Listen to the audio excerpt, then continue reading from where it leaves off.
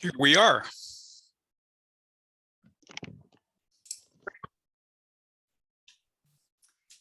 Sorry about that, guys. Just a little technical issues. Okay. I was wondering, and so was Cynthia, if it might be better to allow, since it's a community meeting, to allow people when they enter, I'm just adjusting my screen, when they enter to actually see them, because it is a community meeting. So that they can speak and so that we can hear them and see them. If that's what you would like to do, I can promote everybody as a panelist. Okay. I think it is a community meeting, and we do want them to be able to, if they're comfortable turning their video on, we can give them that option. Definitely. I will. It looks like we have 3 attendees so far. I will promote them all right now. But I don't think, Afsha, that you meant that people would be promoted for the entire meeting, though. Is that right? No. Oh, I apologize. Just during the question period, Yeah, we'll let them, and then one at a time. Is that possible? Yep, I can move them in and out.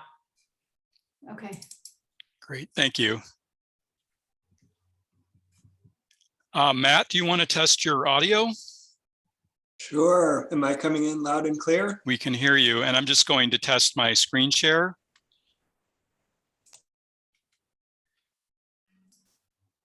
Okay, everyone can see that, and I'll maximize the image when it's time.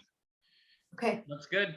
You have your polls, and we have our Q&A and raise hand features, so we should be good to go. And welcome to those of you who are in the attendees room.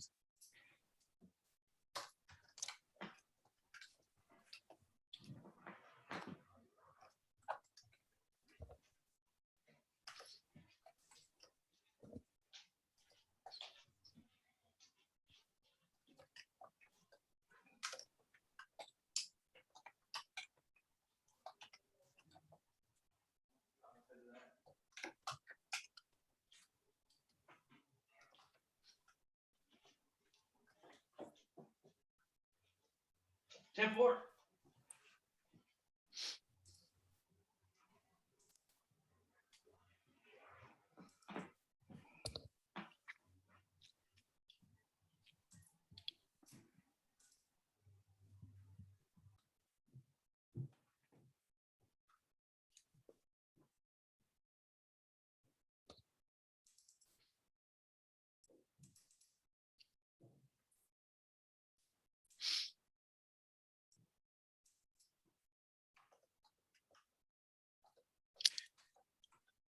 Afsha, I think I may just share my screen and have the title slide up while we're waiting for folks to come into the room so people know that they're in the right place as they log in.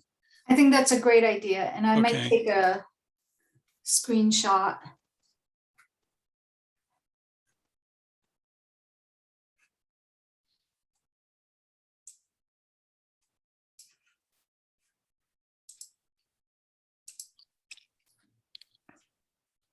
So you are in the right place. If you joined us, welcome. We're going to get started a little after 6:30.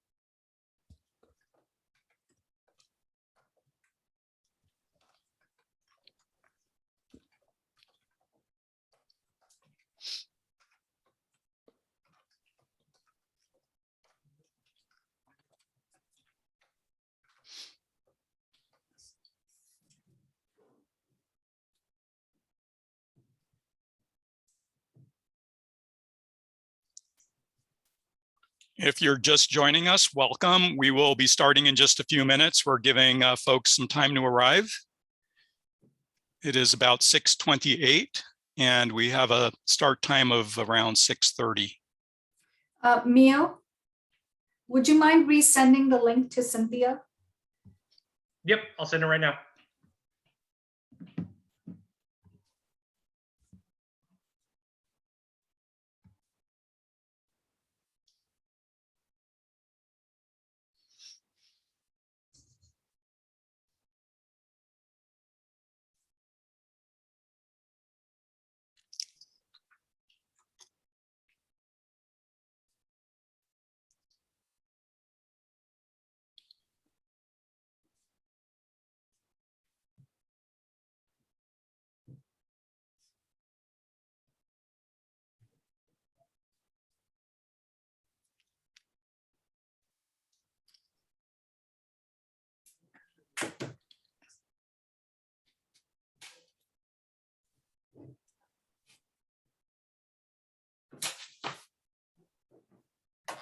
Actually, oh, she's in.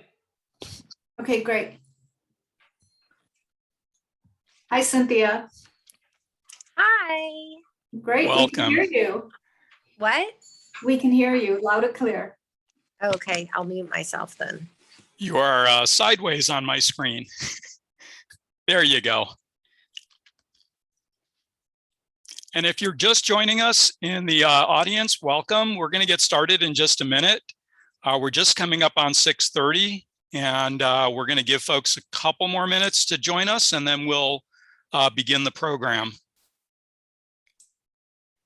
And I'm going to end my screen share before we begin to speak, and then we'll bring it back up again. This is just to let you know you're in the right place.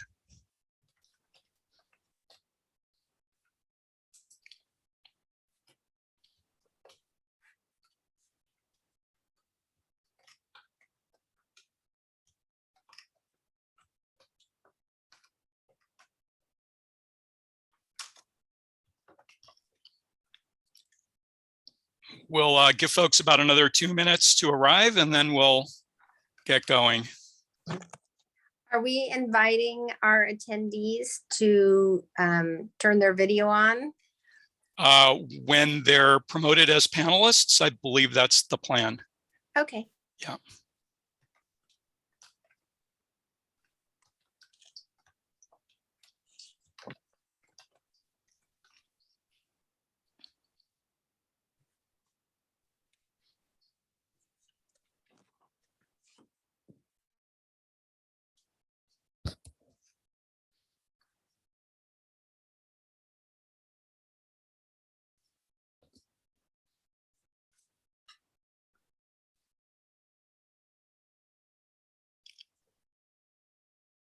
Let's give it 1 more minute and we'll start at 6:32.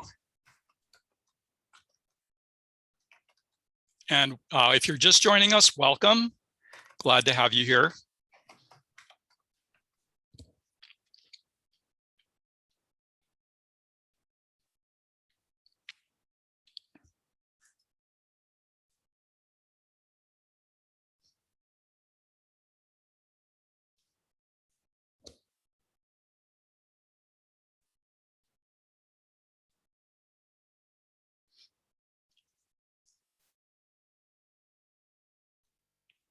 So how many people do we have, you guys?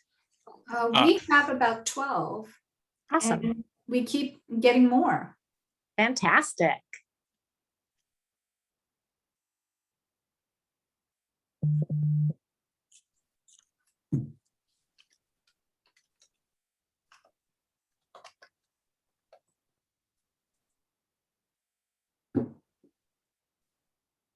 So at 6:32, I think we should get started, Barry. Sure.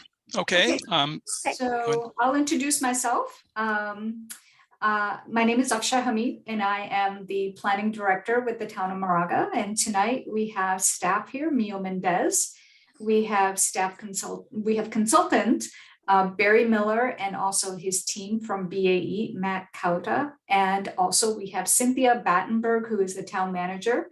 And I will let Cynthia do some opening comments.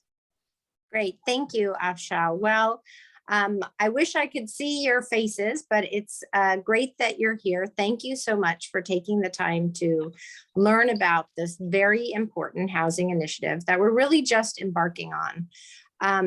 I want to let you all know that this is a state mandate, that the town ensure that our zoning allow for development of housing. And so that's what we're going to be talking about. But the town actually isn't responsible for actually constructing the housing. So it's the property owners and the developers that make the decision to build based on market initiatives. So what we're working on tonight, what we're talking about is a plan and a vision for what this additional housing could look like in Moraga. So I hope that you can set aside some time over the next few months. This is our first initial meeting, but we'll have a few more follow-up meetings to get involved and share your vision about what housing in Moraga could look like in the future. And this really includes like what housing could look like for you if you decide to retire in Moraga, what housing could look like for your children if they decide to come and move back to Moraga and raise their families here. So this is a discussion about the long-term future of housing in Moraga. I also wanted to let you know that the town council members are very interested in hearing what you have to say and your input on this initiative, as are the planning commissioners. But due to Brown Act concerns, they are not really able to attend. So I know they'll all be watching the videos and we will be reporting out what you say. So with that, again, I just want to thank you so much for being here and thank you in advance for sharing. Thank you, Cynthia. And good evening to everyone that's here tonight, and welcome to the town of Moraga's one of first virtual community conversations about housing. And before we get too further along, I do want to let you know that translation services are available. Please contact staff, and there is a phone number where you can reach us. It is on our Make Moraga Home website, and we can make arrangements to provide those services. So this is one of several meetings that we'll be holding in the next few weeks to talk more about housing in our town, recent state laws, and requirements related to housing and new policies and regulations that the town will need to develop during the next year to address the housing needs. We'll be having another meeting like this, as you can see, on November 13th, which is a Saturday, from 10 to 11:30. And our town council recently held a meeting on October 6th, which was a kickoff meeting, and also last night to talk about legislation. There'll be additional community conversations throughout the winter and spring months as we prepare a document which is known as the housing element. And for those who are here, we'd like to remind you that this meeting is recorded, and we'll be putting the video on the town's website, Make Moraga Home, so that those who weren't able to join us today can also learn about this project. Okay. Sorry, just one moment. We're making an adjustment here. Okay. And so while Barry's doing that, if you'd like to get updates about the housing element and the progress, please go to makemoragahome.org, which is on the town's website, and register yourself by clicking on Notify Me to get updates. And it's a two-step process, so you do also have to confirm in your email.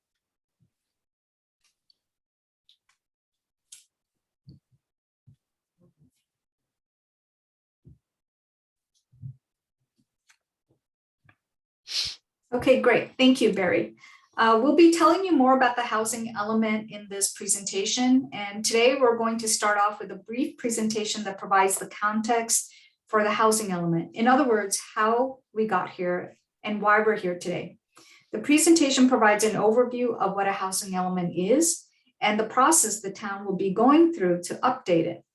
We'll have an opportunity for questions and discussions at the end of the presentation and look forward to hearing your thoughts and ideas with us. Today, we want to encourage you to type your questions or comments in the Q&A feature. We'll be checking that throughout the presentation to share your housing story with us, or please send us your housing story in an email. We have a dedicated email address for this project, which is makemoraga.home at moraga.ca.us. And we welcome your ideas and messages at that address. All emails to that address will be answered, and we will check that on an ongoing basis. So let's start with some introductions. Barry is the project manager, and he is the consultant team on the Moraga's Advanced Planning Initiative, which includes the housing element and a few other actions going on at the same time. And I've already shared the staff that is here. So Barry and Matt, if you want to just introduce yourselves, that would be great. Sure. Good evening, everyone. I'm Barry Miller. I'm going to be going through a couple of slides coming up. The principal consultant on the project, and we'll be working on the housing element and rezoning and general plan amendments that are required for the project. Matt? Good evening. Excuse me. Good evening, everybody, and thank you for attending. My name is Matt Kota. I'm a principal with BAE Urban Economics. We're a sub-consultant to Barry Miller, and our primary role is assisting with the housing element update. So a little bit later, I'll be talking about some of the housing element components and setting the stage for the challenge that we're embarking on. At this point, I wanted to just go over a couple of ground rules for the meeting, and thank you, Afshan, for the introduction and welcome. So if you're in our attendees area, you'll see that there's a Q&A feature, and we're going to encourage you to use the Q&A feature throughout our presentation. At the end of the presentation, we're going to do our best to respond to all of the questions that came in. We're also going to give you a chance to speak live, and we encourage you when we bring you over from the attendees into the panelists where you'll be on the screen with us for a brief period, if you like, to turn your camera on so that we can see you and you can see everyone else, and then to, again, use the raise hand feature if you'd like to speak, and then lower your raise hand feature after speaking. If you do speak, we're going to ask that you please be brief so that we have a chance to hear from everyone. We do want everyone who would like to speak to be heard today. We're asking that you respect others' opinions, even when they don't match your own. We know there are strong feelings about this topic. This is really intended as a listening session, and it's our first meeting. So we had it's really the first set of meetings. We had a meeting about a week ago. We have another one about 2 weeks from now. And this is kind of round one of the engagement process. We'll have more opportunities for input throughout the process. You can see the email at the bottom left, makemoraga.home@moraga.ca.us. If you didn't get a chance to say what you wanted today, please do email us at that address and we'll respond to every message that comes in. So one of the advantages of doing this meeting on Zoom, I mean, there are some disadvantages, but there are some advantages, including being able to log in from home and not going down to the town offices. But we can also find out a little bit more about you instantaneously through some polling. So we'd like to ask those of you who are in attendance to now do a Zoom poll, and I'm going to ask Mio to activate the poll. And this is really a question about where do you live in Moraga. So please indicate if you own a home, rent a home, live somewhere else in the county, or none of the above. I should say own a home in Moraga or rent a home or room in Moraga. We're just going to give folks a chance. About half of you have entered a choice here. Looks like we are about 2/3 now. And we'll just a couple more seconds to let folks weigh in on this. And Barry, while we're waiting for the Zoom poll to close, I did have a question if the attendees are muted. So right now, yes, it's muted so that we can listen to the presentation, and then during questions and answers, we'll open it so that we can invite you in for the engagement portion. Okay. Looks like there's a couple more of you, but we can close the poll at this point. And most of you are homeowners. We have all Moraga residents in the room tonight. So thank you for coming. 92% of you are homeowners and 8% are renters. So thank you for sharing that information. We have another Zoom poll coming up. And I think we need to close the results there. Okay, and the next Zoom question is, where do you work?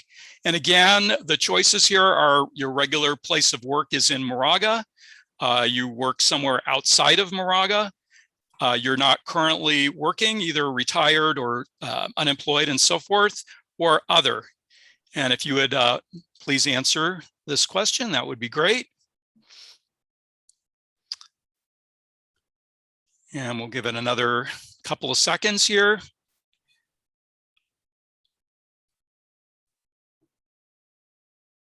Okay, so we're going to end the poll at this point and share the results. So it looks like we have 18% that work in Moraga, 18% that work outside of Moraga, and 64% of you are not in the workforce right now. We'll find out. We have another question about age, so we'll see if we have a number of folks who are retired that are on the call. So let's move on. We've got two more questions to go through here in the polling. This question is, how long have you lived in Moraga? So the choices are less than a year, 1 to 5 years, 6 to 10 years, 11 to 20 years, more than 20 years. You don't live in Moraga, which sounds like everybody does. And wow, we've got a lot of longtime residents in the house tonight. Okay. So 83% of you have lived in Moraga for more than 20 years. And the other 17% have lived here for 11 to 20 years. So we have a lot of longtime residents. Again, thanks for being here this evening and for listening. Great. We have one more slide on the questions. Actually, two more slides on the questions. This one is about age. So we are asking, are you in which of these age groups are you in? If you could indicate that. So help us understand our demographics. Okay, and we have 9% in the 35 to 49 age group, 18% in the 50 to 64, and 73% who are 65 or over. So longtime residents, a lot of homeowners, and welcome to everyone. And looks like we have a majority who are over 65. I'll share with you all that the median age in Moraga is 43. So half of the population of Moraga right now is over 43 and half of the population is under 43. So what this tells us in our outreach is we are going to have to step up our efforts to engage our younger adults and our younger families and even our kids and high school students and so forth in this process. So thanks for being here again. Last of the polling questions is, how did you find out about this meeting? And again, we've given you a number of choices here. If you could let us know how you learned about this meeting. And again, this will help us in our outreach. We're going to promote some of these methods more than others as we move forward. Email is definitely a clear favorite. Okay. Give folks another minute or two or second or two.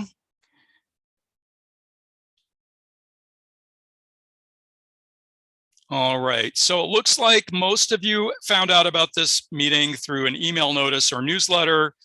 We have one person who saw it on the town website, someone who heard about it from a friend or neighbor. A couple who saw it on a sandwich board and electronic message. Hooray, those work. That's good. And then one who clicked other.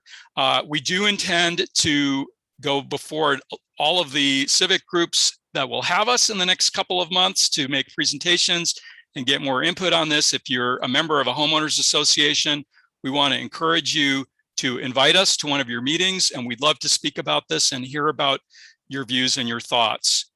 We're going to move on to another question here, which is really testing our Q&A function. So we'd like each person who is in the attendees room to open that Q&A function on your device and type in 1 or 2 words that describe living in Moraga. We'd love to hear what your thoughts are about living here, what you like about living here, if you can kind of summarize it in 1 or 2 words. So we should hopefully see some folks using that Q&A function now to give us some words, and we'll read some of the feedback.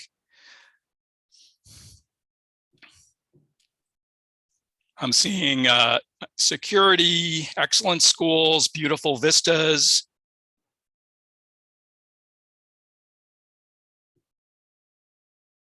Open space, friendly, serene. These are all important values that we want to preserve and protect as we move forward. Quiet, great. Thank you for the responses. And these were not intended to be questions that get responses, but we appreciate that thoughtfulness, and we'll be capturing your responses here. So with that, I'm going to turn it back over to Afsha, who's going to provide some context for how we got where we are today and why we're doing the housing element. Afsha? Thank you, Barry.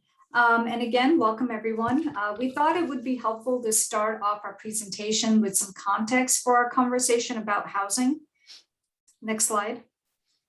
So during the last 10 years, the 9 Bay Area counties added approximately 1.3 million jobs. At the same time, we produced 140,000 units of housing, or roughly 1 housing unit for every 9 jobs created. The blue bars on this chart show the number of jobs each Bay Area county added between 2010 and 2019. The orange bars show the number of housing units each county added. You can see the ratio of jobs added to housing above each set of bars. In Contra Costa County, we added 109,000 jobs during the decade and built 18,000 units, or roughly 1 housing unit for every 6 jobs created.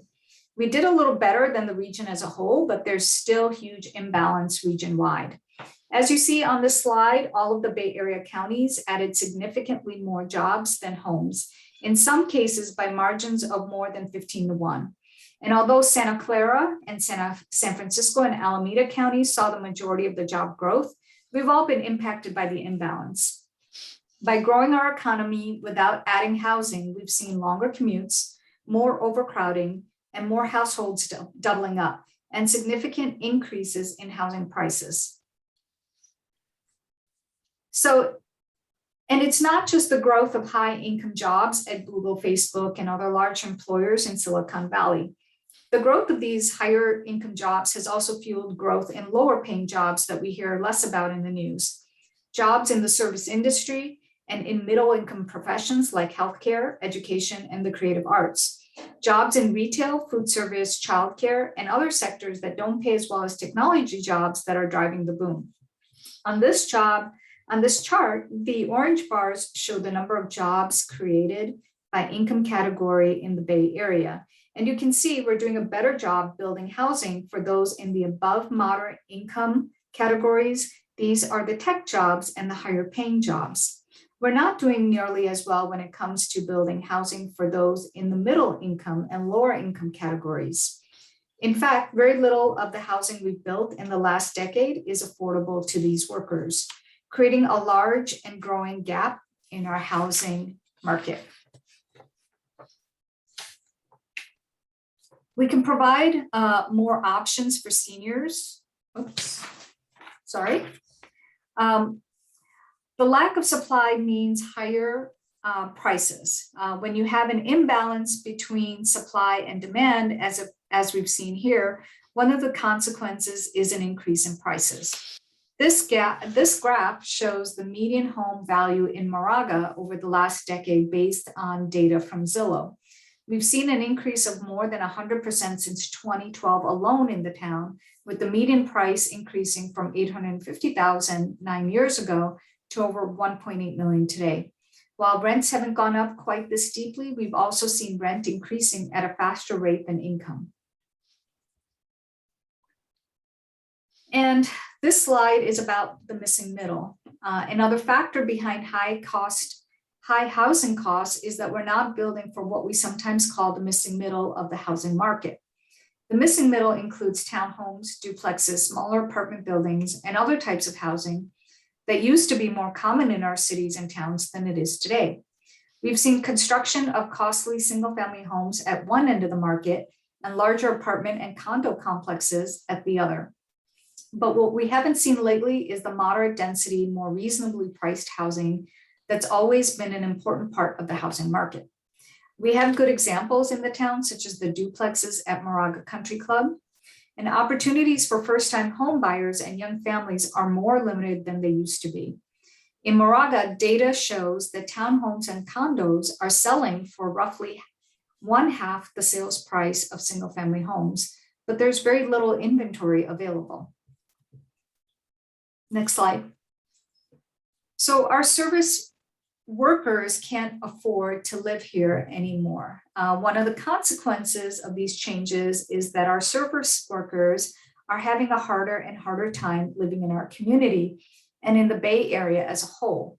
This table shows the average wage in a number of jobs and occupations in Contra Costa County. What you see is the percentage of one's annual income that is needed to afford the median price one-bedroom apartment in central Contra Costa County. So if you're a preschool teacher living alone in a one-bedroom unit, you may need to spend 74% of your income on your rent and utilities. If you're a police officer, you may need to spend 40% of your rent or of your income on rent and utilities. It's getting harder and harder to make ends meet and have income left over for food, transportation, medical costs, and other expenses.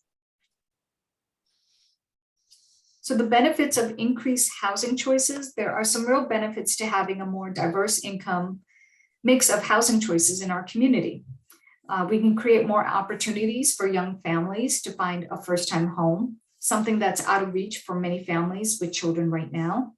Think about whether you could afford the home you live in today and may have raised your children in if the cost was 1.8 or 1.9 million at the time you purchased it. We can provide places for our kids to live as young adults. Right now, we know many of our kids will not be able to live in Moraga as adults, but because there are no affordable options available for them. And there are a lot of questions coming in the Q&A. I see about 15, so I'll get to those momentarily. And then the next slide is, so why are we here today? Thank you for all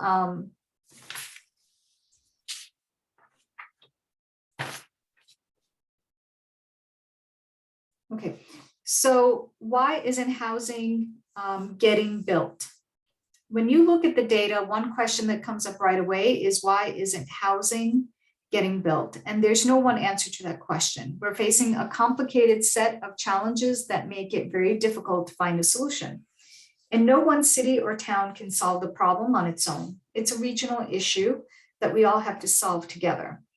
Some of the factors are shown here, and we have a limited amount of buildable land. Bay Area residents cherish the open spaces, natural environment that makes our region a beautiful and desirable place to live. We preserved our hillsides, wetlands, and much of our farmland, and we have developed most of the flat, easier sites decades ago. What we're left with are mostly small sites that have been skipped over by development or are already developed sites that are underused or might be repurposed. It's much harder to develop these sites than vacant land. We also have a fiscal structure that favors commercial and industrial development over housing. Cities rely on taxes, hotel taxes, business taxes, and other revenue sources that come from jobs, and they often have policies that favor jobs over housing due to the fiscal impacts and the higher costs of providing services to residential areas. We have high land and construction costs. The cost of lumber that has increased more than 300% in the last year alone. The cost of labor is high. Other building materials are more expensive than they used to be. And the price of land is very expensive, especially where sites may have been used before and need demolition and cleanup before development. Our environmental review and project review processes are absolutely critical, and we count on them to maintain our quality of life. But they're expensive and they add time and money to the cost of construction. And finally, many projects face community opposition. That is not to say that opposition is wrong or bad, and it often produces better products, but it does result in projects being delayed and more expensive to build.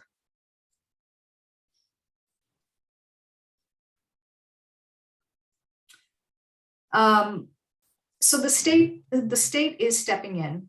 The state of California has gotten more aggressive in recent years by adopting new laws and requirements to get at the root causes of some of these factors. There's been particular focus on eliminating constraints related to community processes and opposition to development. The laws you see on the screen are only a small fraction of the bills that have been approved by the legislature and signed by the governor in the last 4 years.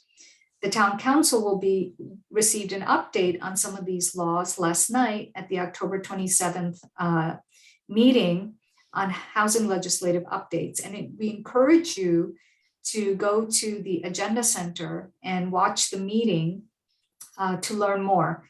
And the town, as I stated earlier, also held a kickoff meeting with the Planning Commission on October 6th, which provides a more in-depth look at the issues. These laws have completely changed the landscape for what local government can and can't do regarding housing in California. And that's a large part of why we're here today. Great.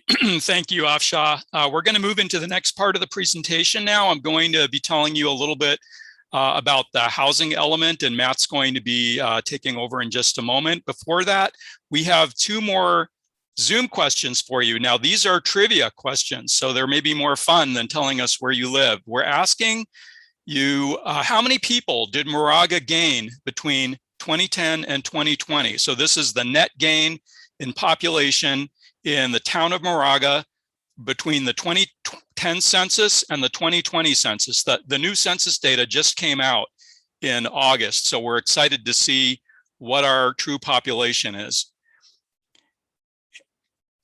And please do answer. I see about half of you have participated. Just take a wild guess if you don't know the answer. We're going to reveal it in just a minute. So Barry, we do have a number of comments coming in. Okay. Do you want to hold those questions for later? If we can. I'm not sure if I look at those questions, if that becomes, because I'm sharing my screen, if that's something that everyone will then see. But let me just, I'll reveal the answer to this question. The answer is 850. So only one person actually guessed that correctly. 850 was the gain between the 2010 census and the 2020 census. And we're going to go to the next question here, which is how many housing units did Moraga gain between 2010 and 2020? So we know we gained 850 people. How many homes did we add during that time period? Go ahead and take a guess.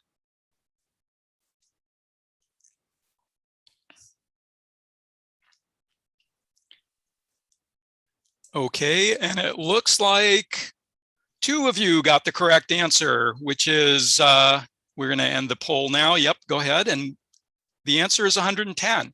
So we added 850 people and 110 homes. if you kind of do the algebra there, you can deduce that our average household size went up.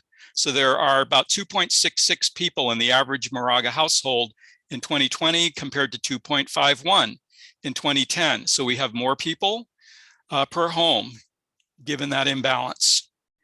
Okay. Afshad, do you want us to look at some of the questions here? Sure. I think some of the questions are maybe answered as we go through the presentation. Yes. But like one of the questions is define moderate and low income. So we will get to that. That's coming up. Right. And one of the questions is, are service worker charts for Moraga only? I think that's a Contra Costa County demographic that we received. And then I think there's another question here about where the data is from on the slides. And we want to explain where the data is coming from. Sure. Yeah, most of the data is from ABAG and MTC. And Kendall is right. There are other sources for many of these statistics. And if you use a different time interval, you come up with different results. Most of these are we're citing other reports and other sources that have been prepared by ABAG and MTC. So point well taken. And that is, we are using the sources that the state of California has indicated it wants to see. And in many cases, ABAG has prepared preset data packages for the individual communities to use. Data from the census, I would say, is less disputed, but we are, I think it makes it important that we cite our source every time we put a chart or graph up. Yeah, I agree. Thank you so much. That was a great comment. Okay, I'm going to introduce Matt now, who's going to walk us through the housing element. And if we didn't just respond to one of the questions, we'll come back to it later on. All right, shall I take it from here, Barry? Please do. Yes, thanks. Thank you very much. So we're going to talk a little bit about what exactly is the housing element. And it's one element of about 6 or 7 that are included in the general plan. And this has been a component of the general plan that all local jurisdictions in California need to prepare for decades, going back 50 years or so. But a housing element is also unique within the general plan in that there are some specific requirements for periodic updating. Every 8 years these days is the requirement. So we're preparing the housing element for the 2023 to 2031 time period. Also unique is the fact that the housing element is the only one that's subject to state review and certification as to being in substantial compliance with state law. So as a result of that, we have some very specific requirements about the contents that are defined in the state government code. And one of those key requirements that all jurisdictions have to incorporate is a demonstration of how the jurisdiction can accommodate its fair share of the regional housing needs. And that is to say that you need to show how you can provide the sites where the housing allocation can be accommodated within the city. We're not saying the city goes out and starts building housing, but you create the opportunity for sites where that housing can be built by the private sector. Next slide, please.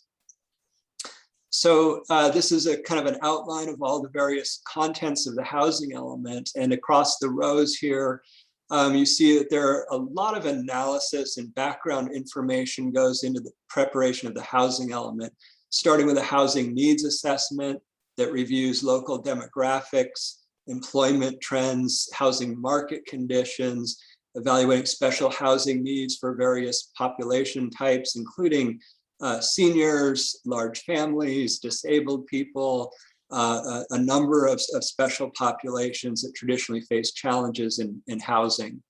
The housing element will review the previous accomplishments of the existing housing element to look at what policies and programs accomplished, which of those should be retained moving forward, or possibly modified or possibly dropped if they are no longer relevant. A big part, as I believe Afshan mentioned earlier, is an analysis of constraints on housing, looking for opportunities to remove constraints. So these can be governmental constraints relating to regulations, policies, procedures, and so forth for approving housing development. But there can also be non-governmental constraints, things like market forces, environmental factors, availability of infrastructure and utilities, water and sewer capacities, and also community factors such as community sentiment, and attitudes towards approving housing and so forth. We look at the resources available to accommodate those regional housing needs and help all economic segments of the community find housing within the local area. So housing sites, again, finding the locations where housing can be built to meet those needs, financial resources such as sources of subsidy for providing below market rate housing, for retaining existing affordable housing that might be at risk of conversion to market rates. And then also, we've always had a section of the housing element that was involved with assessing fair housing issues. But with the passage of AB 686 several years ago, a very large spotlight has been placed on affirmatively furthering fair housing through the housing element. So there's a lot of new analysis required in this housing element update of fair housing needs and equity considerations, access to opportunity for households at all income levels and for all racial and ethnic groups, and an assessment of what can be done locally in order to better promote inclusive communities and the ability for households to find housing in the places that they choose to live. All of these types of analyses flow into an identification of specific housing goals, objectives, policies, and a series of actions that the city intends to take over that 2023 to 2031 timeframe in order to achieve these housing goals, and they're reflective of not only state policies, but also your own local objectives and goals for housing. So we want to make sure that while we're focusing on all the things we need to do for compliance, that we're also able to put that unique flavor for what Moraga sees for its future and what its goals are as well. Next slide, please. So coming back to this regional housing needs allocation, how does this actually work? How much housing do we need to plan for in this coming housing element cycle? This is a very top-down process. It starts at the state level, where the state identifies the number of units that are needed statewide, and then it allocates those units to each region of California. In the case of Moraga, we're talking about the Association of Bay Area Governments, or ABAG region.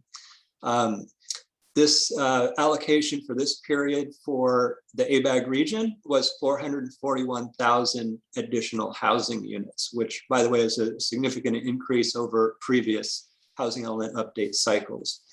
The ABAG Council of Governments gets that large number and then needs to create a process to distribute those numbers to all the local jurisdictions. So all the cities, all the counties within the region get a share of these units. And I'll talk in a moment about how that's done. But once that allocation is given to the local governments, that's called the RHNA, Regional Housing Needs Allocation. And that's provided to us as we prepare the housing element and create the goals, policies, objectives that identify how we'll accommodate the potential development of that RHNA. Next slide, please. So how are those units distributed within the region? ABAG went through over a year-long process to develop the methodology and the process of actually allocating these units out to the different jurisdiction. They considered factors such as community size, the proximity or availability of jobs and job growth within the communities, the availability of transit as a way to get people between new housing and new jobs and existing jobs and so forth. And also identification of what they call high opportunity areas. High opportunity areas are areas where the community has the amenities and features that are supportive of positive life outcomes for the residents. So this is things such as availability of educational opportunities, job opportunities, resources such as healthcare facilities, libraries, parks, all the kinds of things that contribute to a high quality of life and also help with success in life outcomes for residents of the area. Next slide. So exactly how does that translate to Moraga? So the RHNA for Moraga in this coming period is 1,118 new housing units. That is a significant number in comparison to previous years. And it's also allocated out by income level. And we'll talk about how those income levels are defined. I think maybe it's the next slide. No, okay, we'll get to that. Sorry, go ahead, one slide, please. There we are. Here, this is just showing that Moraga with its 1,100 new units, significant increase from the fifth cycle where the RHNA was 229 units. And you can see that Moraga isn't alone within Contra Costa County in having these high, this large increase for the sixth cycle. And in fact, this is something that is true across the Bay Area and across the state. So the state really has ramped up the efforts to get communities to plan for larger numbers of new housing units. Next one. Okay, so I mentioned that these units are also distributed by income level, and the graph shows how that plays out in Moraga, where the very low income level RHNA component is 318 units, and that translates to a household income under 68,500 per year. So you can see that many households with two workers in the workforce working full-time can struggle even to qualify at that very low income level. Low income goes up to, and that's, by the way, 50% of the area median income, which is the county-wide median income. Low income, 183 units. You can see the income bracket associated with that. These are annual incomes. Moderate income, 172 units. And then the above moderate income of 445 units. And that would be households that are over that 150,700 level. This is important in the planning process because different types of housing are considered suitable for households at different income levels, where higher density housing tends to be more affordable. When you look at projects that are funded with low-income housing tax credits and so forth, they're almost exclusively multifamily, high-density housing. And so in terms of looking at the site inventory to accommodate these very low-income needs and the low-income needs, there's typically an expectation that that's going to be done on sites that are at or above 30 dwelling units per acre zoning. For the moderate income and above moderate income, those might be at lower densities, but those high density sites, to the extent that you have excess, can also accommodate those higher income levels. Next slide. So what do we mean by affordable?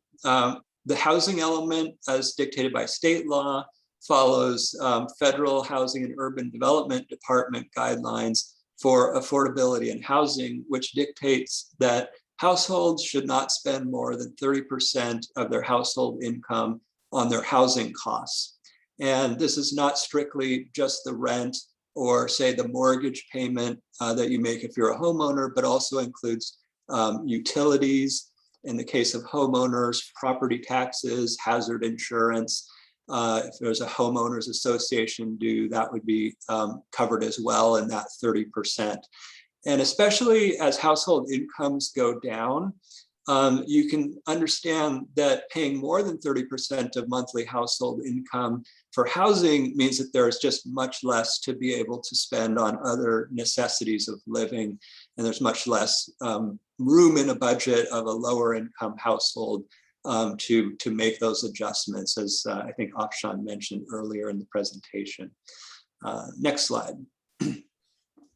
So just to finish off my piece here, we're sharing a little bit of preliminary information that we collected on housing costs within Moraga at this time. So rentals that were advertised in Craigslist, you can see in the column next to the pictures what those monthly advertised rental rates were. And then using that formula of the 30% of income on housing costs, factoring in a utility allowance. These are all rentals. What's the household income needed to comfortably afford these housing units that were advertised? And you can see that it ranges for a 2-bedroom, 1-bath for $95,000, $96,000 per year, up to $126,000 per year for a 2-bedroom, 2-bath rental unit, and up to almost $152,000 a year if a household were to need a 3-bedroom rental unit. And so these are very high incomes required. You can understand how lower income households would struggle to find suitable and affordable housing within this market. And we know that the costs similarly are very high for home purchases with that median price of 1.8 million. You can imagine the household income levels needed in order to afford to purchase market rate housing within the community. So this is the challenge of the housing element, to try to figure out the best ways to encourage provision of housing for households at all economic levels within the community. And with that, I will be turning over to Barry to talk a little bit more. Thank you, Matt. We've got about 5 or 6 more slides, and then we're going to wrap it up and open it up for comments and feedback. So Matt explained that the assignment given to the town of Moraga is 1,118 units, and that a portion of that, about 500 units, would be designated for lower income households, which means that we need to plan for multifamily development on a certain number of sites that will get us to that number. Again, as Afshan said, as Cynthia said at the beginning of the meeting, the town is not responsible for building the housing. We are responsible for showing that the land is there and zoned so that the private and nonprofit sectors can, if they choose, build housing. So what do we count when we come up with this list of housing sites? At the end of the day, what we do in the housing element is we present the state with a list of properties that we've identified as zoned for housing of different densities and types to meet that number. So we can count approved unbuilt projects, and there are a number of those in Moraga. They're mostly single family subdivisions that haven't been built yet, and those tend to be above moderate income. They're market rate homes that will be quite expensive when they're built. They will not help us get to our lower income numbers, but they will help us meet a portion of the RHNA. We can count vacant land where housing is allowed. So typically, if there's a vacant lot and it's zoned for residential use, we will count it for whatever the zoning permits on that residential site. So zoning allows a certain number of dwelling units, a certain number of units per acre on each property, and where there is vacant land that's zoned for housing, that gets counted. And again, the assignment to each income category is based on the density that's permitted on that site. We'll count underutilized commercial sites, and this is probably the trickiest category. It's also the category where we have the greatest potential to meet that RHNA number. And there are already a large number of sites that have been rezoned through the Moraga Center specific plan that we can count through this process. So we're not starting from zero to get to that 1,018. We're actually starting with a fairly good inventory of sites that are already zoned and available for potential residential or mixed use development. So sites that may be parking lots for commercial uses that aren't active, or old office buildings that may be empty, or lots that may have a building that's very small on a parcel that's very large, or where the building is not worth very much and the land is worth a lot. There are a number of metrics that we can use to identify what can be counted or not. We can also count some of our institutional properties to the extent that housing is permitted on those properties. And it is on most properties, and there are a number of state laws that have been passed in the last few years that allow housing on churches. St. Mary's is a major institution and has a number of land holdings in the town that could be considered for housing in the future. Any surplus public land, so empty school sites or surplus town-owned land, land owned by other agencies that could be available. And importantly, we can count the potential for accessory dwelling units. And this is really key because a lot of those accessory dwelling units can serve the needs of low and moderate income households. These are the in-law apartments that have been permitted based on new state laws that allow a lot more flexibility, or that actually require a lot more flexibility in the way we handle permitting and parking and the things that are that we used to regulate very closely that made it difficult to build an accessory dwelling unit or an ADU. In many cases, we can't restrict them in the way that we used to. And so those are now counted as potential. Now, in order to figure out how many we can count, we have to look at data on how many we've created, what they're renting for. If we want to make the case that those ADUs are affordable to lower income households, we need to be able to back it up with data that shows how many we've been approving and what their, what the asking rent is. So we've mentioned already that the state law has changed and that a lot of this project now is focused on demonstrating that the town is affirmatively furthering fair housing. What this means is that we can't just identify sites and then adopt our housing element and say, we're done. We don't have to do anything for 8 years. We have to proactively work to encourage housing, to work with affordable housing developers, to promote equity and fair housing practices, and in the way that housing is sold and rented. And the way we get there is through a pretty exhaustive analysis of things like lending patterns in the community, segregation and economic disparities within the community.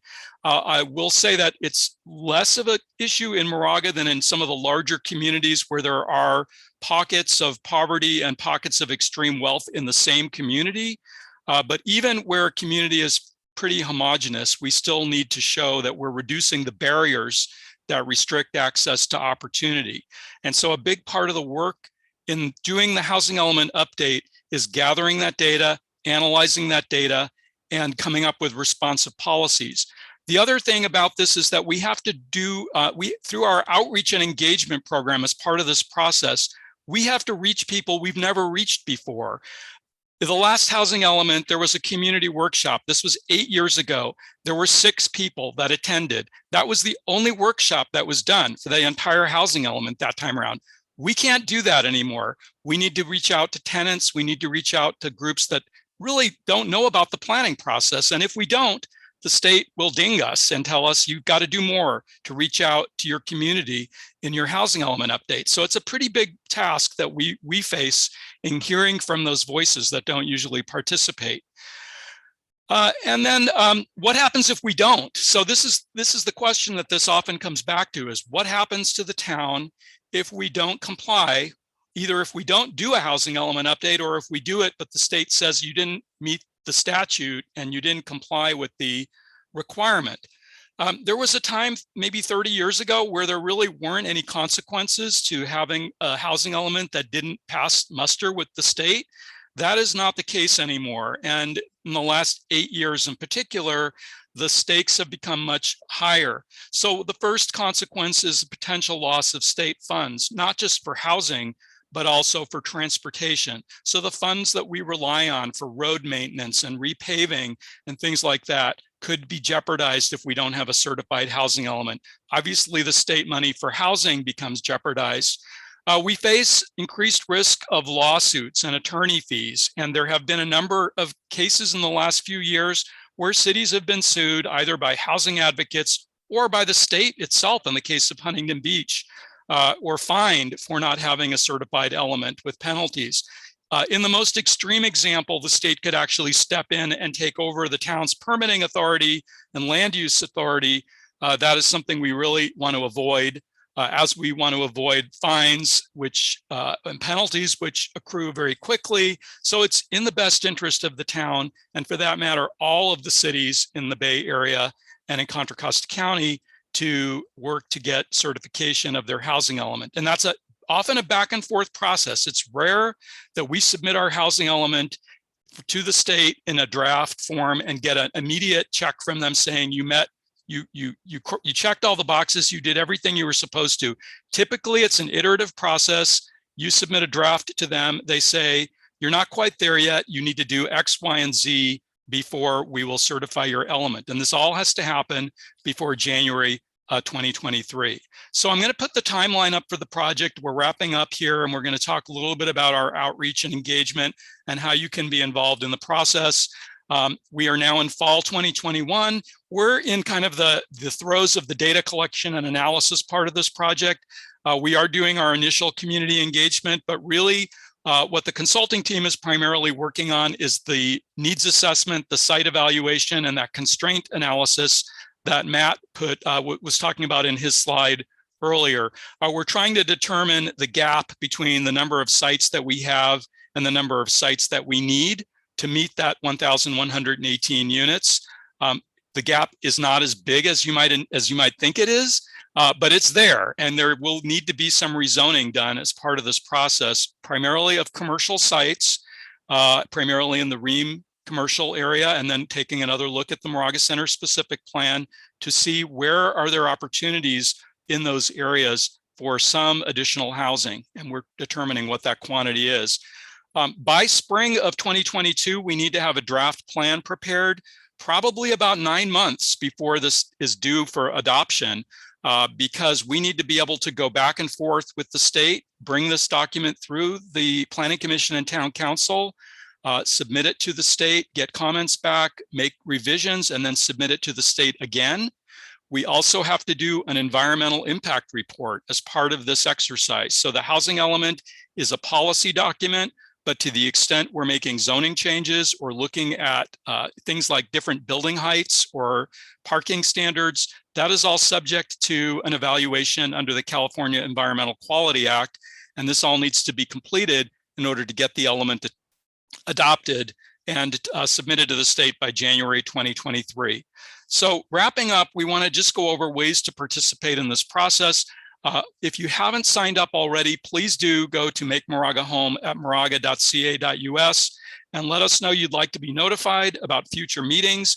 That is also the place to go, the site makemoragahome.org, to learn about the project, review draft materials and documents, look at the site inventory, look at the needs assessment as it's completed, view the recordings of meetings like this one or the one that took place last night that Afsha mentioned, which, by the way, is a really good overview of all of the housing laws that we're dealing with. We're going to do an electronic survey. We would love to get 1,000 responses to that survey. We'll translate it into other languages so that folks who speak Mandarin or Spanish can participate. We want to develop an online tool that will help us help us select our housing sites. So you can actually take part in that exercise of figuring out which sites make sense for housing. We want to encourage you to attend council and commission study sessions and public hearings. Every one of those meetings has an opportunity for public comment.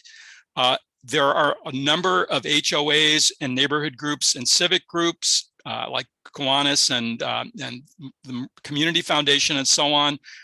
Please reach out to them, reach out to us and connect us, because we would like to be connected to whatever avenues we can to hear from people and get their ideas, hear concerns and so on. And also state legislators. We recognize this is not a popular process to a lot of folks, and the buck does stop at the state in this case, and ultimately the state is who passes the laws. So we're going to stop with this slide. We are going to invite those who are in attendance to raise their hands and participate. If you have a comment you'd like to make, a question you want to ask, what I'm going to suggest is that we may take about 5 minutes just to go through the Q&A box. If there are any questions that have been raised during this presentation, we can respond to those, and then we're going to use the rest of our time to hear from you. Again, I'm requesting that you use the raise hand feature to do that. So I'm going to take a look at the Q&A, and Afsha and Matt, if you want to join us as well. And So I there's see. a couple really good questions, Barry. One is excellent. Do St. Mary's dorms count for both students and low rents and other rental leases, perhaps Section 8 allowance?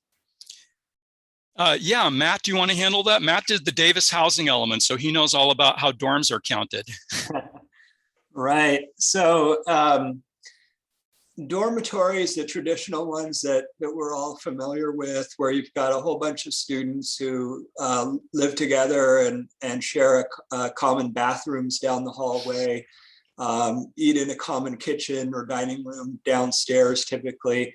Those are considered group quarters housing. And in an unfortunate fact for communities that host colleges is that group quarters facilities are counted as one housing unit. They could have 800 beds, they could have 500 beds, it's still going to be counted as one housing unit. If a university chooses to provide student housing in the form of apartments where the students have their own unit, maybe share some bedrooms with other students, and then they all have a kitchen and bathroom and so forth, an independent living unit. Each of those apartments can be counted as a housing unit. And then depending on the university policy, what they actually rent those housing units out for, they could potentially be considered to accommodate lower income folks, but oftentimes they're actually rather expensive and are considered market rate. And therefore maybe serving moderate at best or above moderate income needs. Thank you. And there's another question. How are ADUs rated in terms of affordability? Yeah, I can respond to that. Also, that's a question that really, where we have to collect data on what rents are being charged for ADUs. And we do know, for the most part, where ADUs are located. There's still a permit that's required when somebody creates an ADU. We do have some rent data. If you look on sources like Craigslist, and it can be from Moraga and Lafayette and Orinda, we can look to other communities and sort of see comparable product. What's the rent that's being charged? Typically, ADUs fall in the low or moderate. Occasionally, they fall in the very low. And I'll give you an example. If there's something called a junior ADU. A junior ADU is basically if you take a bedroom in your home and put a kitchenette and they have access to a bathroom, but it's a separate living unit, it's separately permitted, you can often see those renting for rates that are considered affordable to very low income households. But again, we need the data to back it up. So we're going to be looking for that information and trying to do a survey of rents for ADUs so that we can assign them into the right categories. And then there's a question, and this is another really good question. What consideration is given to very high fire hazard and high fire hazard zones? Evacuation is a major concern, which seems to have been ignored. With much greater population, our residents will be in danger in a citywide emergency. Yeah, that's a great question. And that was one of the arguments that was used to call for a lower RHNA. When the RHNA was initially assigned, many of the communities, including Moraga, either signed or co-signed letters saying that we have fire and evacuation constraints in our community, and it is not reasonable for us to get an assignment of 1,100 units. ABAG said, well, we've already considered the fire hazards, and your number would have been even higher had we not taken that into consideration already. But really the answer to how we're going to deal with that is twofold. One is we have to revise the safety element of our general plan. At the same time, we revise the housing element. We need to assess the evacuation issues in the community. We're looking at not focusing development in the very high and in high fire hazard severity areas, but rather focusing in areas where fire hazards are lower in existing urbanized places that are primarily, the shopping centers and the town center and so on. We're also doing an environmental impact report for the project that will look at wildfire hazards and evacuation and issues like that. We are required as part of this to identify all neighborhoods in Moraga that have only one means of ingress and egress. We're also required to identify evacuation routes and to work with the Moraga-Orinda Fire District on coming up with solutions and approaches that deal with that hazard. So we do have to deal with that. Again, we're not approving development in this process. Future development will also have to deal with the issue of fire hazards as part of the permitting process. And there is another question, which I think is an excellent question, and it's very broad-based, but I will present it.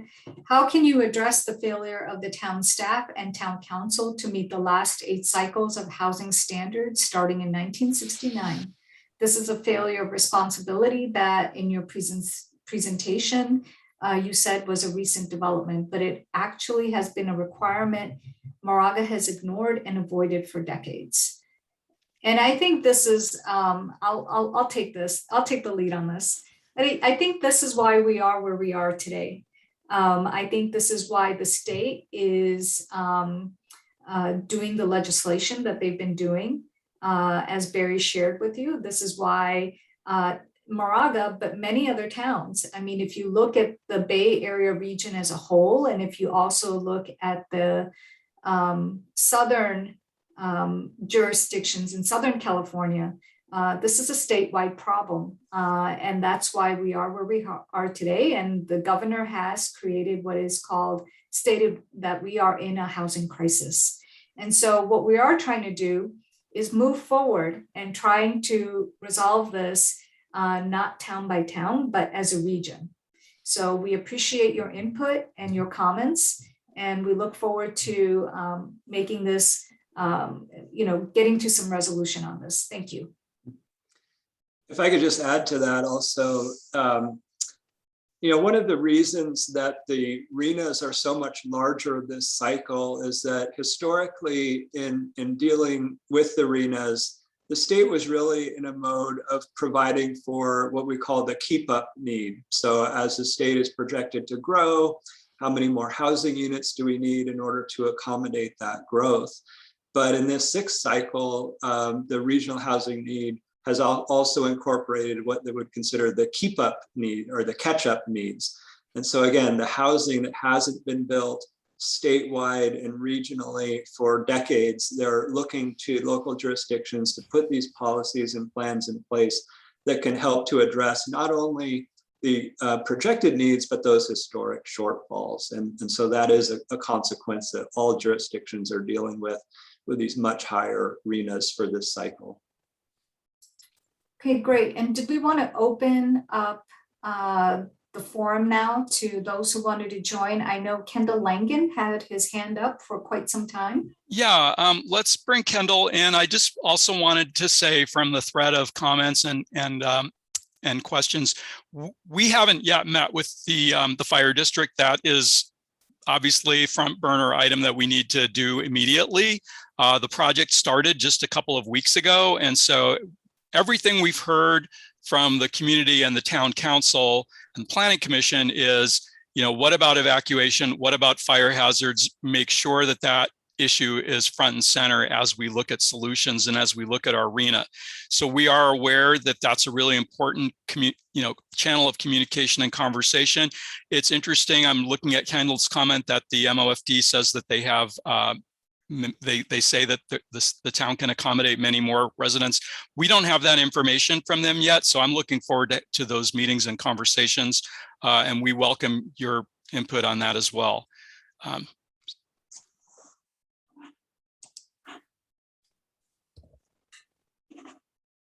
And Kendall, you're on mute right now. There you go. Okay, so hello. Hi. How much time do I have? And so you can just tell me while I'm talking, but honestly, the culture of everything we're talking about of having to do with the town staff and the town council, the culture must change. Tonight we received, and I'm sorry, I don't hate anybody. I'm just giving you words, but we received propaganda from the town council and the town staff tonight to explain away failures of the town of Moraga to allow development in this way, a problem that happened long ago. And by the way, to say that local HOAs and Kiwanis can help is exactly what the state is saying you cannot do. So you guys are portraying falsehoods. In fact, the state is basically saying the HOAs are the problem to creating the right kind of development. The potential housing site that one has to consider it's a disgrace for us to think that it's corrected by the slide that you had. I'm sorry, the slide that you had in the potential housing site where you showed that property next to the Ream Theater. That is a disgrace to show that in connection with anything we're talking about. That had to do with a memo of understanding by a council member, Onata and Trotter, who I believe caused a huge problem. So we have an issue here in town where a group called the PLOS has been coordinating a prevention of creating development that has then basically caused our city, our town, to become what's called, quote unquote, an affected city. An affected city means we have not performed our duties to create the right kind of zoning and development. Corrections of long-term failures to create zoning that allows development through RENA and ABAG requirements have required Moraga to create housing for many decades, not just recently. And I'm sorry, I don't mean to be talking hard. I'm talking fast because I figure I only have a few minutes. Moraga has never met our growth needs, but in fact, they have ignored the state requirements, and PLOS, the people of La Miranda Against Open Space, some of which who do not live in Moraga, have for the last 20 years prevented growth. Now, I am not just a property owner. I don't just own a residential property. I'm not just the longest residential resident in Moraga that I know of. I've lived here for 68 years. No one that I know. Everybody else is either dead or they moved away. So you're not talking about someone who just moved here last year. And I own property downtown at 920 Country Club, a commercial property. I'm a stakeholder. How about I build a 10-story building there and put apartments there? We have a serious issue that the town of Moraga, council, and people from outside our town have affected our development possibilities. They have made us shut down, and they've turned the town government against owners. I'm sorry, but there was one other slide that you showed, Sean. It was where you showed the missing middle. It is not acceptable to show that. We do not have a missing middle. We have a missing low. The slides that everybody was showing tonight about not having people to live in Moraga, those are absolutely correct. We're at time. And so I will say this, we have a system of getting information, and I want the information to be correct, and I want us to correct what's going on. I'm only trying to help. Thank you very much. Thank you. Thank you, Kendall. A couple more hands are up, and I see LK Ferenc.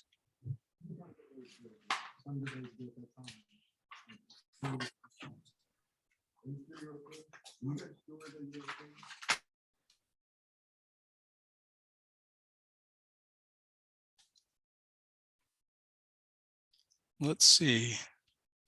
Do we have another attendee coming in? Yeah, here we go.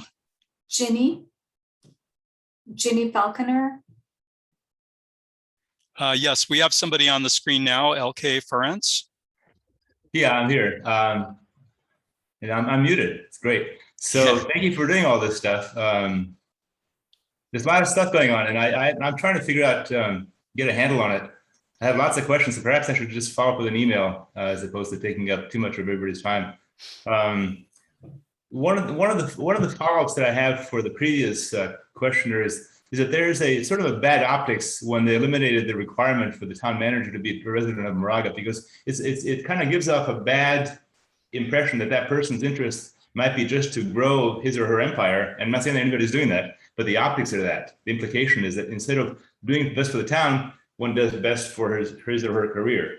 And that's kind of a, I'm not saying anybody's doing that, but the optics is there, the kind of in the back of some people's minds. So that's just 2 cents worth, but that's not the reason I joined. I'm on here. I sort of wonder, the total numbers that we have, is that in addition to what we have right now, or is that what is that additional what was approved, or is that what was built plus what we need to add?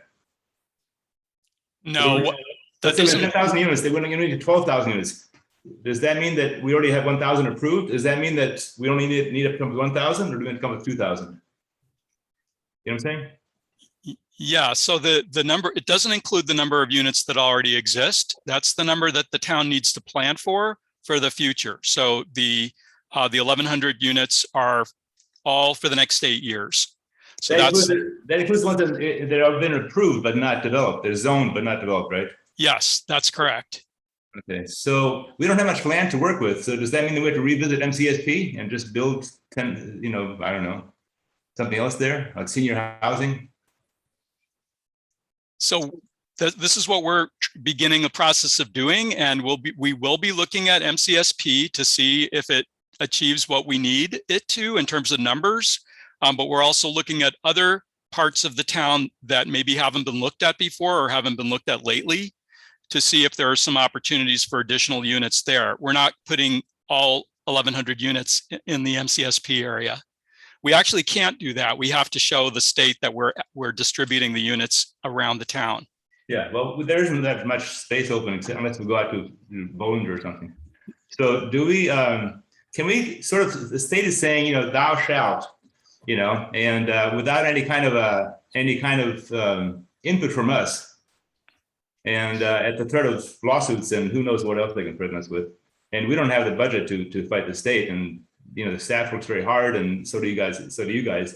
And we seem kind of, our hands are tied behind our backs, but can we sort of saying, well, if X, can we say X if and only if Y, and Y could include things like infrastructure, evacuation, traffic. I spent two weeks trying to get my homeowner's insurance this last July, and good luck, because they don't insure us.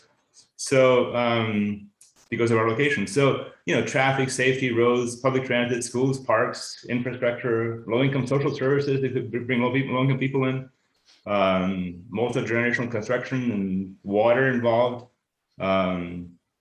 community centers, sewer replacements, public staff, teachers, town employees, firemen, paramedics, police, and the unfunded liabilities that come with the whole picture, which is unfortunately not the staff's fault, but it's the government's fault for promising and not delivering.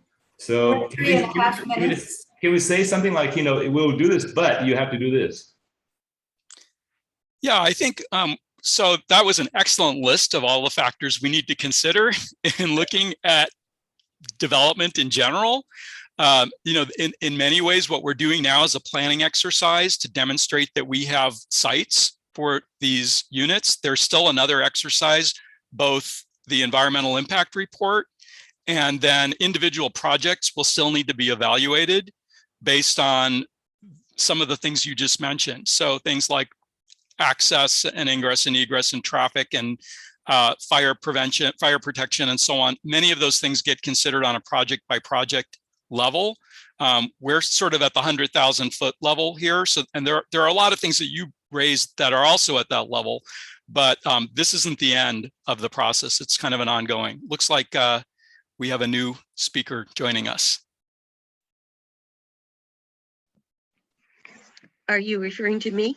I am, Jeannie. Yes. Welcome. Okay, hi, thank you. Do these figures reflect the fact that our state has lost population? We're seeing that in our number of congressional districts, and I'm wondering if these figures could be reduced to reflect the loss of population that California has experienced. It's an excellent point, and that argument has been made. Unfortunately, we haven't won it. I mean, I think that there are a number of folks out there who have said this all comes from before COVID. This all comes from before the economic hit we took last year. Some of the demographic trends. There's a lot of dispute over whether that 441,000 number for the whole region is valid or should be a different number. But there are also people who say, no, it should be higher. It should be more than that.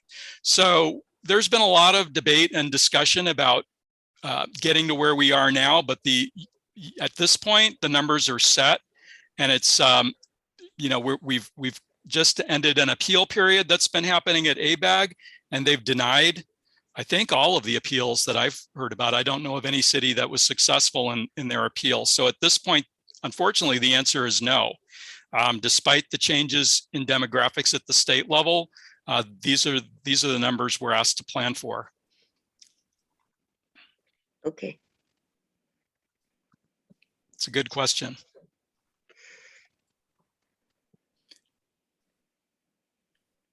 Okay, additional questions? And did anyone else want to add on to, any of the other panelists want to add on to that?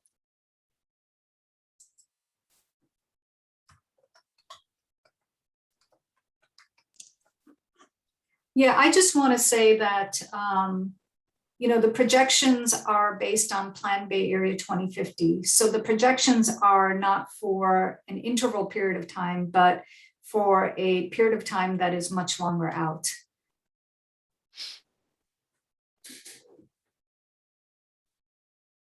And I also see a lot of questions and some comments, but please go to makemoraga.home.org. And under notify me, you can ask to be on the list, and we will send you regular updates about upcoming meetings. I'm looking at other questions that have come in the chat. I see Bill Carmen's question, a good question about road and traffic flow as part of the plan. And additional infrastructure. So we are, as part of this process, we are doing, I mentioned the environmental impact report. We're going to look at the potential trips that would be generated by the additional development that could happen. And there will be a traffic model done and a traffic analysis done with forecasts of how many trips will be on the main roads in and out of Moraga. And so that information will all be part of this process. It'll all be disclosed. It'll all be considered by the Planning Commission and the Town Council when they review that EIR. So that's part of this process. That's one of the reasons this is such a big project, is because we do have to analyze the impacts of changing zoning or making any of these housing plans. And I see a question from Kendall about SB 9 and SB 10. At this point, well, we're not subject to SB 10 in Moraga because we don't have a transit station, but SB 9, most of the studies that we've seen are not showing we are going to expect a lot of additional units as a result of SB 9, that's primarily, this is a new law that allows lot splitting and duplexes on single family homes. Most of our single family lots are developed with a home in the center of the lot and are not large enough to divide. There may be a few lots that could potentially be divided, but we're not anticipating avalanche of applications to split lots and change single family houses into duplexes. so we're not counting the potential number of units that could be created through SB 9 as certainly not as affordable units. That really we have to meet a state standard that those sites are zoned at 20 units per acre. So that's really what we're focused on. I see a question, someone on the screen. Yeah, hi. Hello, Threw welcome. me in as a panelist. I don't know if that was on purpose or not, but It's good. I did raise my hand. First question I have is, so what do you want from us? I understand that the state requirements are what they are, and we need to meet them, and I fully support them. I think this is the only way. If every community were left to its own devices, they would underbuild, and that's what's happened. So I guess the question for me is really, I mean, how do we help? Is this really about just choosing the sites ultimately and discussing the pros and cons of which sites we label as, where, are okay and, zoned for development and actually likely to be developed? Is it really just about choosing sites and counting, or is there more to it than that? Thank you for asking that question. It's really the best. It's a great question. So I'll do my best to answer, and I welcome Afsha if you want to respond as well. But I would say three things. First of all, this is informational. We're wanting to tell you about this project. It's required by the state. Most folks don't know about it. We're trying to get the word out that we're doing this. So that's one. So that's sort of going one direction. Two, yes, any input you can provide, not necessarily tonight at this meeting, but ongoing through emails.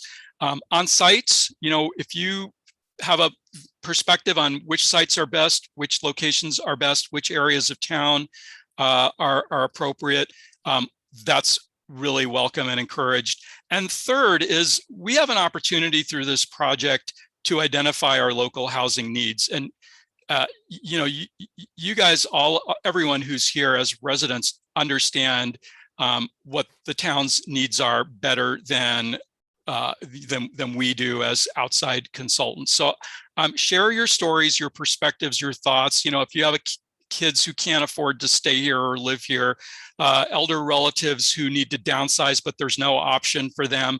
What are the local housing needs? Because yes, we do have to meet this 500 number for low and very low. How can we make that work to our benefit? How can we leverage that assignment to be positive and to create something that's good, or places that enhance and strengthen the town and make it a better place to live? So I think that's really where we hope we can get some positive feedback and input.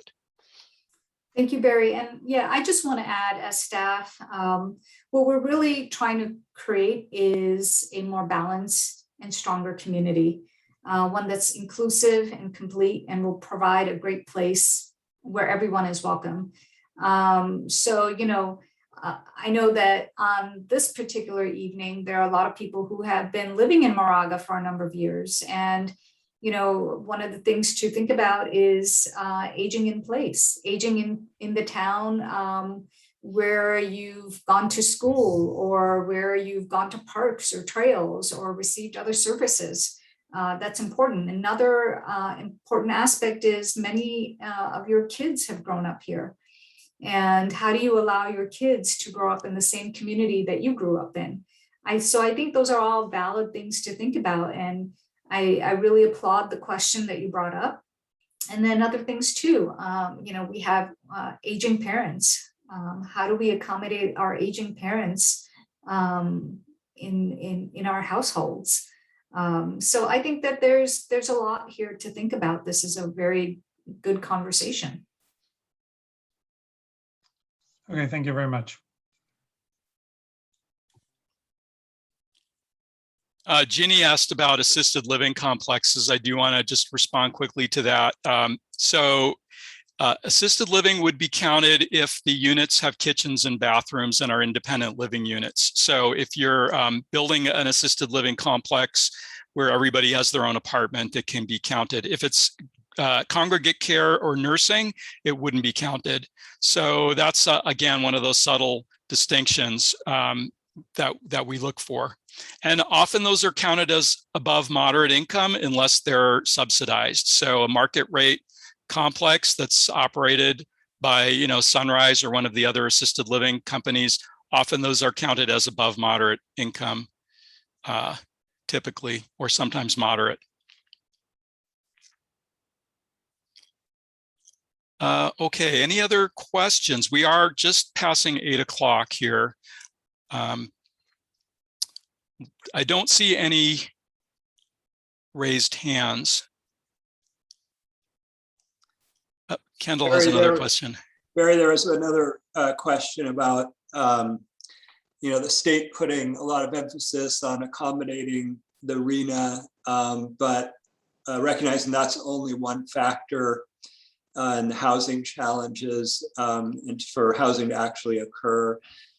So we touched on it briefly, not as much as the RHNA, but another large part of the housing element process is to evaluate these various constraints to housing development, and whenever possible to identify ways to mitigate or reduce those constraints. So simplifying approvals processes if possible, finding ways to reduce government imposed costs such as development impact fees and permit fees and so forth, ways to speed up the development process if there are any opportunities there. So looking at other factors in addition to providing the sites, what else can be done to facilitate housing development, and that is going to be an ongoing part of this process. And before we go to Kendall, Linda Crilly asked a great question about, does the ADU actually have to be rented or advertised for rent? And it does not. It has to be permitted and approved and constructed and created. But we actually don't need to demonstrate that it's occupied by a tenant, by a rental unit. At least in my experience, I've not ever had to show that to the state. They want to see that you permitted it and that it was built. And it's a problem actually, because often they're not used. They're used as home offices or for visitors. And but in fact, we count them. One thing that's interesting about the way the state counts those units also is that if a unit is reported to not be rented for no charge, let's say a homeowner builds an ADU and they move their elderly parent in and they don't charge them rent, or their adult child or some friend lives in that unit without paying rent, that actually counts as a very low income unit because the state considers paying zero rent to be affordable to anybody. So even if those individuals who occupy the unit are not technically lower income or very low income, that unit gets counted as a very low income unit.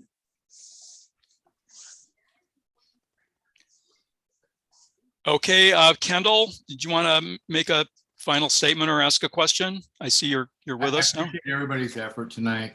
I got to just say though that the HCD has the authority to revoke housing element certification or require housing element amendments to maintain legal compliance. So to go out and find all those little teeny tiny places, Matt, is not going to work. We need an aggressive plan.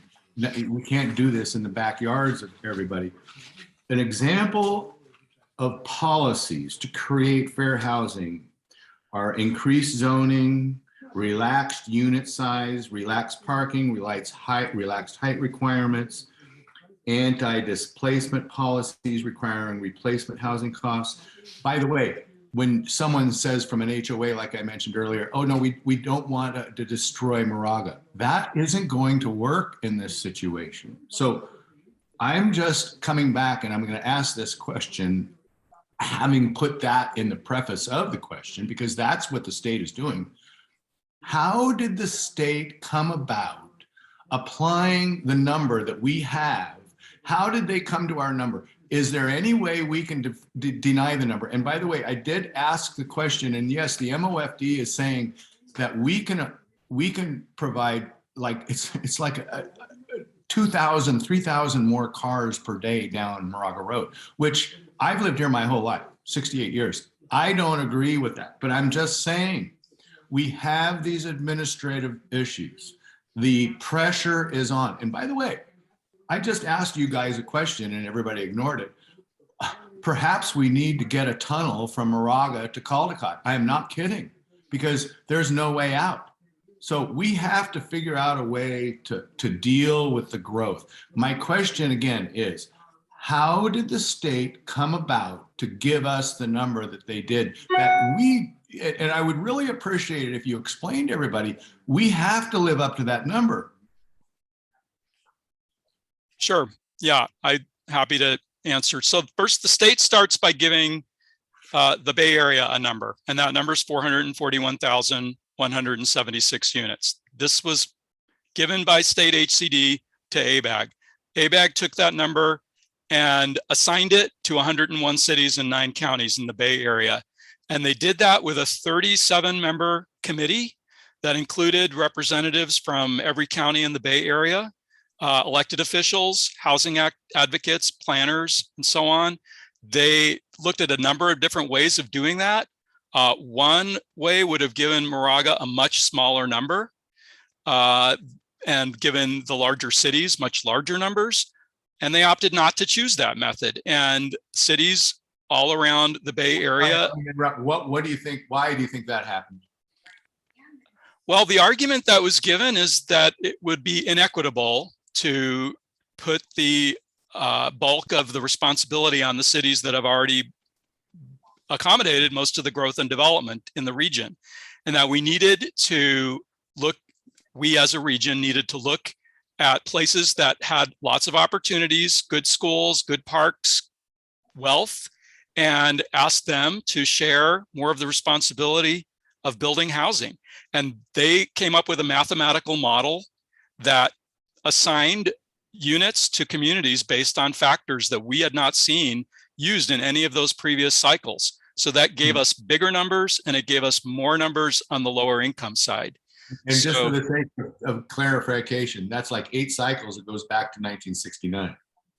Yeah, it's actually just 5 cycles because they changed the length of the cycle. So there were a number, I mean, there were, yeah, back in the 70s and 80s, they weren't really counting cycles. So that's more of a recent phenomenon. But your point's well taken. And, you know, the number's huge. I'll tell you, Kendall, I wrote letters on behalf of several communities arguing that the numbers were too large. Most of those communities didn't file appeals because we watched what happened in Southern California. 50 cities appealed their arena in Southern California, and 2 of those appeals were granted, both because of errors in the inputs to the model. So, you know, ABAG is, you know, I see that in the chat, you've written a couple of communities had a successful appeals. I haven't heard of anybody of the 28 cities that appealed. And it's because they're basically overbuilt. There's no, and everything is so expensive there. I mean, everything is basically purchased and controlled. So they don't have, unfortunately, the reason I explain this, it's really an important issue. And Afshan, honestly, there's too much open space in Moraga. And so we have a problem in Moraga. We're going to have to build. Okay, well, thanks. I think at that point, Kendall, thank you for that last comment. And we are at 8:11 right now, so we've gone a little bit over, but really appreciate everyone who spoke up and everybody who came. And let me just ask Afshar or Cynthia if you wanted to have any closing comments before we wrap up for the evening. I will also announce again that we're going to do this same presentation on Saturday, the 13th of November at 10 a.m. You'll hear different questions and comments, but it'll be the same material that's presented. Yeah, I really just want to say thank you to everybody who came tonight and made the effort to just listen to the presentation and to participate. We're listening to all of your questions and all of your comments and taking them into, taking them forward into the next step of the process. And I would encourage you to please let your friends, neighbors, community members know about this really important process and encourage them to join. And we're going to talk about affordable housing at the joint Planning Commission Town Council meeting on November 17th, and then we'll have a community meeting again on November 18th. So you can mark your calendar for those dates, and we'll take a deeper dive into affordable housing. Great. Thank Again, you all. Thank you all for being here this evening. makemoraga.home.ca.us. Is that right? Yes, Email. Okay. Thank you very much. We'll see everybody next time. thank you.